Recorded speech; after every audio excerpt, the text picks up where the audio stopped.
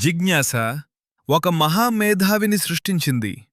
ఆయనే భారతదేశం గర్వించే గొప్ప గణిత శాస్త్రవేత్తల్లో ఒకరు శ్రీనివాస. సంఖ్యల ప్రపంచంలో తనకంటూ ఒక ప్రత్యేకమైన మార్గాన్ని ఆయన సృష్టించుకున్నాడు. అప్పట్లో పెద్దగా సౌకర్యాలు లేకపోయినా, లైబ్రరీలు లేకపోయినా, ప్రత్యేకమైన గురువులు లేకపోయినా, ఒక్క జిజ్ఞాసే ఆయనకు గురువైంది. ఆ ఆసక్తి, ఆ ఆలోచనలే ఒక సాధారణ భారతీయ యువకుడిని ప్రపంచం గుర్తించిన మహాగణిత మేధావిగా మార్చాయి. ఈ కథ మనకు ఒక గొప్ప పాఠం చెబుతుంది.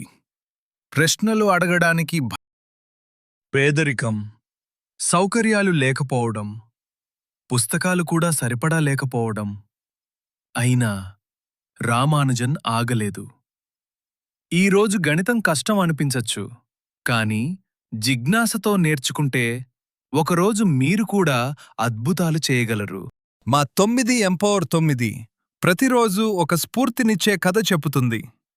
ప్రశ్నలు అడిగే విద్యార్థులే భవిష్యత్తులో గొప్పవారవుతారు. గణితం అంటే కేవలం సంఖ్యలు కాదు, స్పష్టంగా ఆలోచించటానికి నేర్పించే శక్తి.